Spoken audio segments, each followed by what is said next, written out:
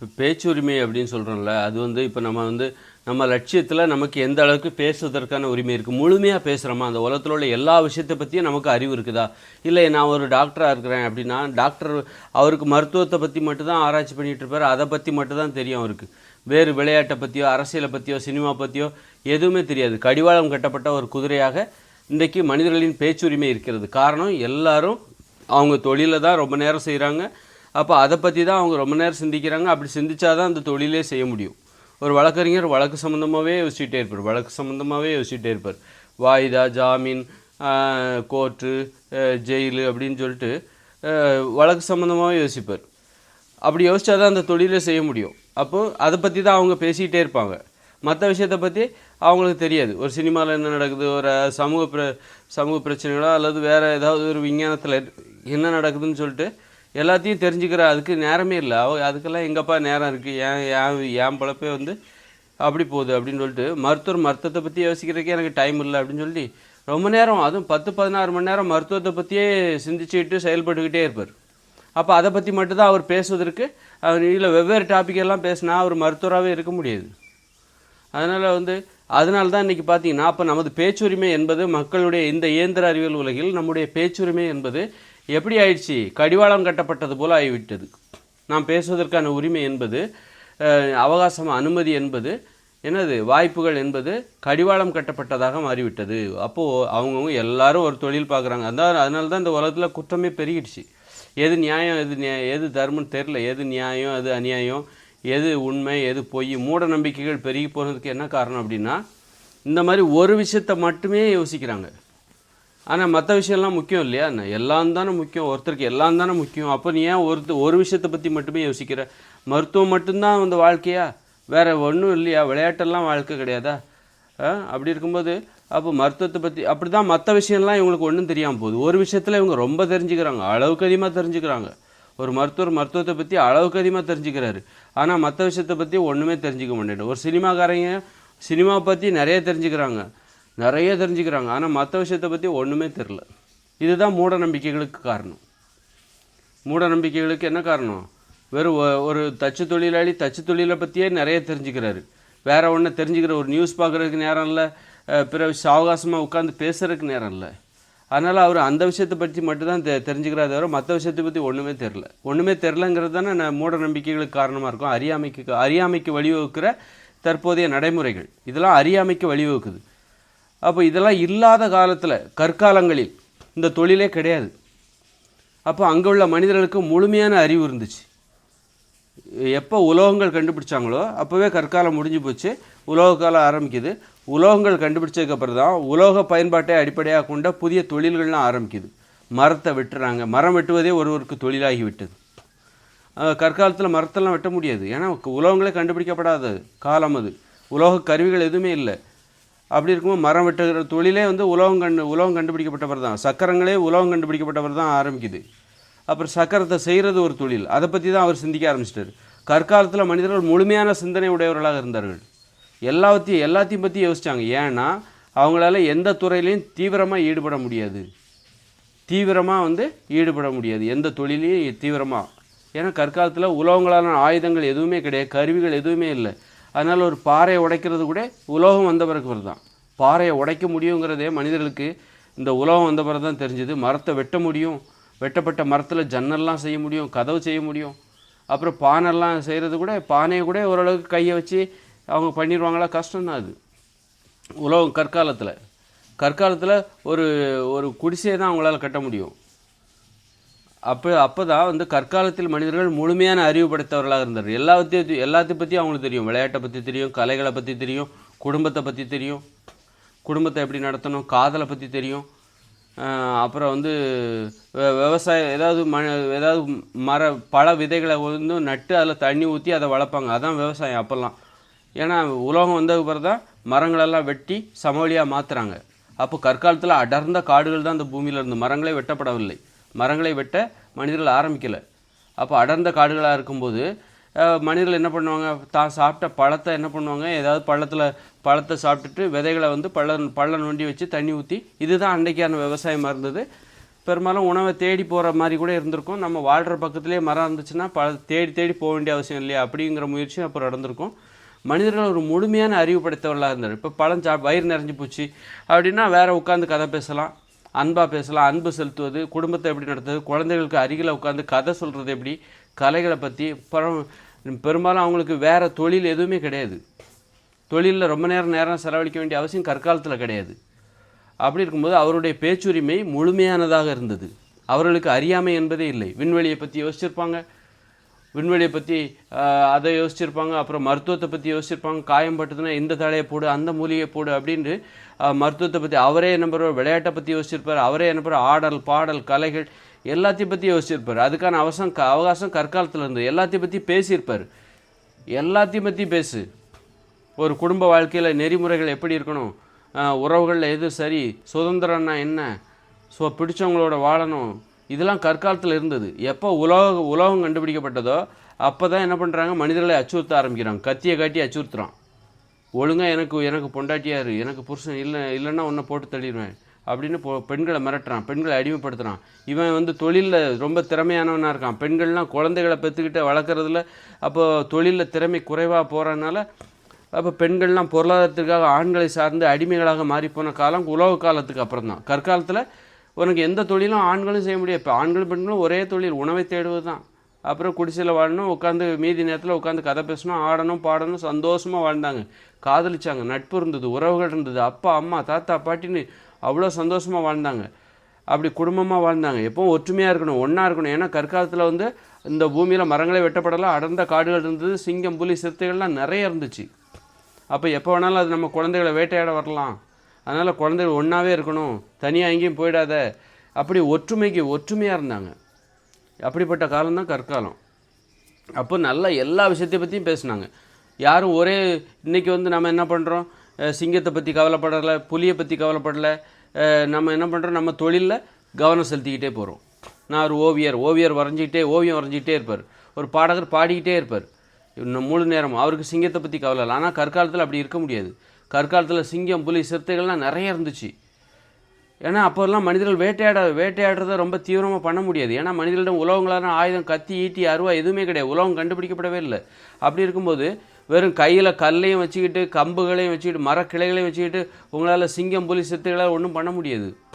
அப்போ ஏகப்பட்ட சிங்கம் புலி சிறுத்தைகள் இந்த பூமி முழுக்க இருந்துச்சு. அப்படி இருக்கும்போது நம்மளை பாதுகாத்துக்க நம்ம ஒன்றாவே இருக்கணும். எப்போ பார்த்தாலும் சிங்கத்தை பற்றின ஒரு விழிப்புணர்வு, எப்போ புலி வரும், எப்போ சிறுத்தை வரும், குழந்தைகளை தூக்கிட்டு போயிடும், கண்ணு கருத்து மாதிரி அப்படின்னு சொல்லிட்டு தான் ஒற்றுமையாகவே இருந்தாங்க. ஒற்றுமை தான் பலமாக இருந்தது. எப்போ வந்து உலகங்கள் கண்டுபிடிச்சானோ அப்போ தான் சிங்கம் புலியெல்லாம் விரட்டி வேட்டையாடி கொல்ல ஆரம்பிச்சிட்டாங்க. அப்போ வந்து இப்போ சிங்கம் புலிகளே இல்லை, அது காட்டில் தான் இருக்குது, எங்கேயோ இருக்குது, 1-2 தான் இருக்குது. அப்படிங்கும்போது நம்ம வந்து சிங்கம் புலிகளெல்லாம் மறந்துட்டு நம்ம தொழில் பண்ணிகிட்ருக்கோம். நம்ம வந்து எப்போ பார்த்தாலும் தச்சு தொழில், எப்போ பார்த்தாலும் மருத்துவ ஆராய்ச்சி, நமக்கு சிங்கம் புலிகளை பற்றின நினைப்பே கிடையாது. ஆனால் கற்காலத்தில் எப்போ பார்த்தாலும் அந்த நினைப்பில் இருந்தாங்க. ஏன்னா அவ்வளோ நிறைய இருந்துச்சு இயற்கையை பற்றின விழிப்புணர்வு. அப்போ அவங்களால ஒரு தொழிலில் தீவிரமாக போக முடியாது, ஒரு தொழிலில் தீவிரமாக ஆராய்ச்சி பண்ணிட்டுலாம் போக முடியாது. எப்பவும் பாதுகாப்பை பற்றின பயம்தான். உலகம் கண்டுபிடிக்கப்பட்ட பிறகு சிங்கம் புலிகளை வேட்டையாடினாங்க. வேட்டையாடும்போது என்ன ஆகிப்போச்சு அப்படின்னா, சிங்கம் புலிகளை மறந்துட்டு ஒரு தொழிலை பற்றி மட்டுமே நினைக்க ஆரம்பிச்சிட்டான். சிங்கம் புலி ஒற்றுமையாக இருக்கணுங்கிற அவசியம் இல்லை, பொண்டாட்டி பிள்ளைகளோட குடும்பமாக ஒன்றா இருக்கணுங்கிற அவசியம் இல்லை, எந்த புலியும் சிங்கமும் நம்ம பிள்ளைகளை தூக்கிட்டு போகிறது கிடையாது, எதுவும் வந்து நம்மளை வந்து வேட்டையாட போகிறது இல்லை. அதனால் நம்ம எல்லாத்தையும் மறந்துட்டு நாம் வந்து நம்ம தொழிலை செய்யலாம், நம்ம தச்சு வேலை, கதவு ஜன்னல்களை செய்யலாம் அப்படின்னு சொல்லிட்டு மனிதர்கள் என்ன பண்ணுறாங்க, எல்லாத்தையும் மறந்துட்டு ஒரு தொழிலில் போயிட்டான், கடிவாளம் கட்டிக்கிட்டான். எதை பற்றியும் கவலை இல்லை, என் தொழிலை பற்றி மட்டுமே நான் நினைக்கிறேன் அப்படின்னு சொல்லிட்டு குழந்தைகளை பற்றி நினைப்பில். குழந்தைகளுக்கு ஒரு இலக்கு, அவங்க என்ன பண்ணால் வளர்ந்துட்டாங்க. இப்போ அவங்க படிப்பை பற்றி ஒவ்வொருத்தரும் கடிவாளம் கட்டப்பட்ட குதிரைகளாக யாரை பற்றியும் எதை பற்றியும் யோசனை இல்லாமல் வெறுமனே தன்னுடைய துறையை பற்றி மட்டுமே யோசிக்கிறார்கள். பிற விஷயத்தை பற்றி ஒன்றுமே தெரில. ஒரு முழுமையான அறிவு என்பது இந்த காலத்தில் இல்லை. அப்போ அவங்க பேசுகிறதும் பார்த்திங்கன்னா ஒரே ஒன் வே ட்ராக்காக இருக்குது. மருத்துவத்தை பற்றி பேசுகிறாரு, இன்ஜினியரிங்கை பற்றி பேசுகிறாரு, பொறியாளர் பற்றி, அதுமாதிரி வழக்கறிஞரை பற்றி வழக்கை பற்றி பேசுகிறாரு, ஓவியத்தை பற்றி பேசுகிறாரு, அரசியல்வாதி அரசியலை பற்றியே வேண்டி பேசிகிட்டு இருக்காரு. மற்றது ஒன்றும் தெரில. அதுதான் அறியாமல் பெரிய போன காரணம். இவ்வளோ படித்து கூட இவ்வளோ முன்னேறி கூட ஏன் மக்கள் முட்டாளாக இருக்காங்கிறதுக்கு இதுதான் காரணம். ஆனால் கற்காலத்தில் மக்கள் முட்டாளாக இல்லை, அனைத்தையும் பற்றி தெரிந்து வைத்திருந்தார்கள். அனைத்தையும் பற்றி தெரிந்து முழுமையான அறிவு படைத்தவர்களாக இருந்தது. எந்த துறையிலையும் தீவிரமாக போக முடியாது. அன்றைக்கி இருக்கிற தொழில்நுட்பம் அப்படி வெறும் உலோகத்தாலான எந்த ஒரு ஆயுதமும் கிடையாது. உலகமே கண்டுபிடிக்கப்படாத காலத்தில் எந்த தொழிலையும் நீ தீவிரமாக செய்ய முடியாது. உன்னால் ஒரு பாறையை உடைக்க முடியாது. அதை உடைக்கிறதுக்கு உலோகங்கள் இருந்தால் தானே உடச்சி அதில் சிற்பம்லாம் செய்வேன். அப்போ அதை பற்றியே சிந்திச்சுட்டு போயிட்டே இருப்ப. நீ ஒரு மரத்தை வெட்ட முடியாது. மரத்தை வெட்டுவதாக இருந்தால் நீ என்ன பண்ணுமா? உலோகம் கண்டுபிடிச்ச பிறகு மரத்தை வெட்டினாங்க. மரத்தை வெட்டி கதவு ஜன்னலை பற்றி அதை பற்றியே சிந்திச்சுட்டு போயிட்டாங்க. அந்த மாதிரி கற்காலத்தில் மனிதர்கள் ஒரு வழியில் போகவே முடியாது. எல்லாத்தையும் பற்றி யோசிக்கணும். அதுக்கு வாய்ப்பு வேறு வழியே இல்லாமல் எல்லாத்தையும் பற்றி யோசிக்கணும். ஒரு துறையில் தீவிரமாக போகவே முடியாது. ஏன்னா உலோகம் தான். நீ ஒரு துறையில் தீவிரமாக யோசிப்பதற்கு என்ன காரணம்? நீ இன்றைக்கி நான் ஒரு தச்சு தொழிலில் ஒரு நெசவாளி எப்போ பார்த்தாலும் நெசவை பற்றியே யோசிக்கிறார். ஒரு சமையல் கலைஞர் எப்போ பார்த்தாலும் சமையலை பற்றியே யோசிக்கிறார். என்ன காரணம்? உலோகம் தான் காரணம். நீ சமைக்கிறதுக்கு என்ன பாத்திரம் தேவை? உலோகங்களாலான பாத்திரம், அப்புறம் அதனால் விளைவிக்கப்பட்ட தானியங்கள், உலோக பயன்பாட்டு இயந்திர கருவிகள் மூலமாக விளைவிக்கப்பட்ட தானியம், அதெல்லாம் கொண்டு வர வாகனங்கள் எல்லாமே இதெல்லாம் தான் நம்ம ஒரு ஒன்வே ட்ராக்குக்கு போகிற காரணம் என்னமே இந்த உலோகங்கள் தான் காரணம். அதனால் உலோக பயன்பாடு எந்த அளவுக்கு குறையுதோ அந்த அளவுக்கு மனிதர்களின் கவனம் முழுமையடையும். முழுமையாக இருக்கிறது தான் முக்கியம். இப்போ பாருங்கள், நான் எல்லா விஷயத்தை பற்றி பேசுகிறேன்னா, இந்த காலத்தில் கூட நான் எல்லாத்தையும் பற்றி பேசுகிறேன் அப்படின்னா, எனக்கு ஒரு தொழிலில் நான் ஒரு திறமைப்படுத்தவன் கிடையாது. நான் ஒரு தொழிலில் நீங்கள் ஒரு டாக்டர்னு சொல்கிறீங்க, என்னன்னு சொல்லுவீங்க? உங்கள் டாக்டருக்கு இப்போ நீங்கள் மருத்துவர் சொல்லுவீங்க, உங்களை இன்ஜினியர்னு சொல்லுவீங்க, அல்லது நீங்கள் மளிகை கடையில் இருக்கீங்க, மளிகை கடை பற்றினா A to Z உங்களுக்கு தெரியும். ஆனால் என்ன அப்படி சொல்ல முடியும்? எனக்கு அந்த மாதிரி ஒரு தொழில் கிடையாது. என்னுடைய வேலையே இது தான். பொதுவாக எல்லாத்தையும் பார்க்குறது தான் என்னுடைய வேலையை. அப்போது ஒரு துறையில் எனக்கு பெரிய திறமை எதுவுமே கிடையாது. அதனால தான் எனக்கு முழுமையான அறிவு இருப்பதற்கு காரணம் அதுதான். எல்லாத்தையும் பற்றி நான் பேசுவேன். உலகத்தில் எல்லாத்தையும் பற்றியும் அதை பற்றின ஒரு கருத்து இருக்குது, அதுக்கு ஒரு தீர்வு இருக்குது, இறுதியான தீர்வு, அதை விட சிறந்த தீர்வு, நான் சொல்கிறத விட சிறந்த தீர்வு யாரும் சொல்ல முடியாது. அதான் முடிவு. இந்த இயந்திர அறிவியல் உலகத்தில் உள்ள பிரச்சனைகளுக்கு, ஒட்டுமொத்த பிரச்சனைகளுக்கும், இது நாள் வரை மனிதர்களுக்கு கேள்விக்குறியாக இருந்த அத்தனை பிரச்சனைகளுக்கும் நான் ஒரு முற்றுப்புள்ளி வைக்கிற அளவுக்கு எனக்கு அந்த முழுமையான அறிவு, ஆழ்ந்த அறிவு எல்லாம் இருக்குது. இந்த இயந்திர அறிவியல் உலக மனிதர்கள் பரிணாம வளர்ச்சியில் முழுமையடைந்த முதல் மனிதனாக நான் இருக்கிறேன். எனக்கு இது நாள் வரையில் நடந்த அத்தனை பஞ்சாயத்துகளுக்கும் எனக்கு தீர்ப்பு சொல்ல முடியும் என்னால்.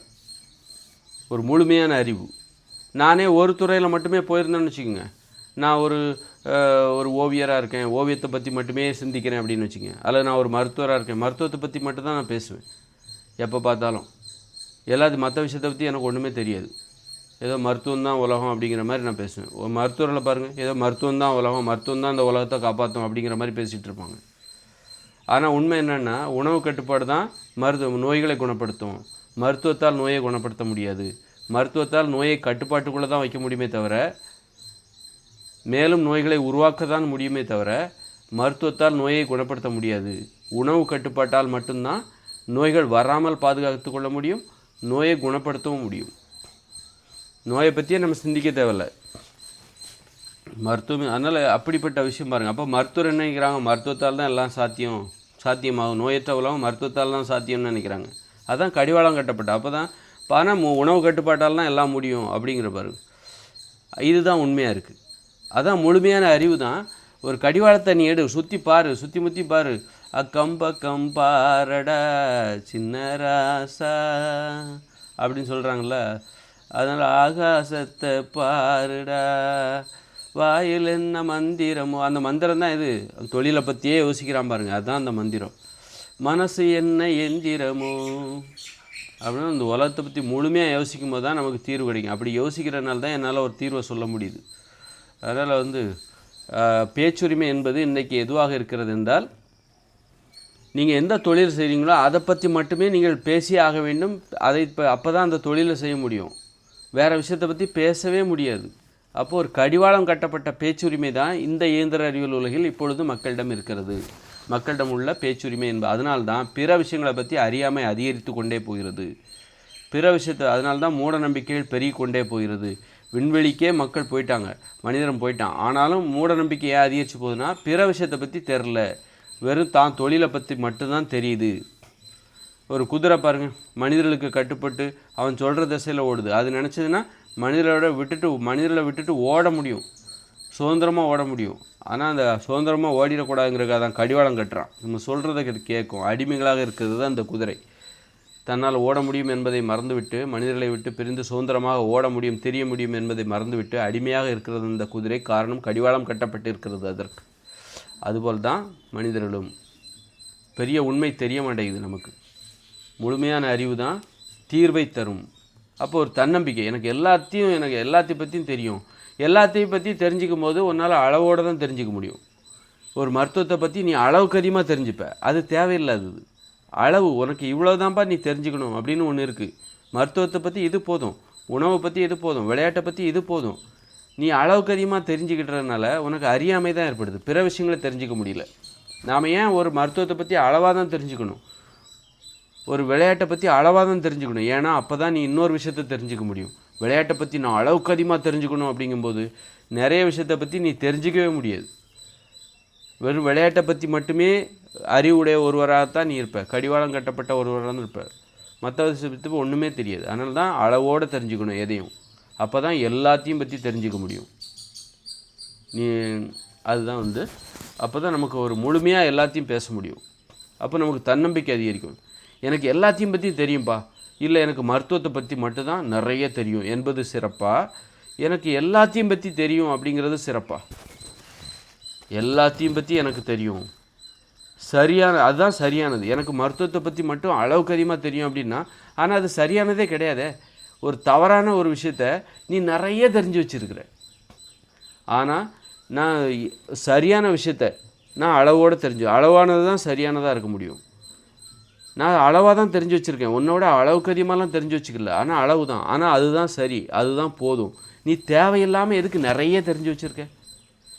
அது தப்பான ஒரு விஷயத்த நீ நிறைய தெரிஞ்சு வச்சுருக்க. நீ அளவோடு தெரிஞ்சு வச்சுக்கோ, அப்போ சரியாக பாருங்கள். எவ்வளோ அற்புதமான ஒரு விஷயம் பாருங்கள். இதோடு முடிச்சுக்கிறேன்.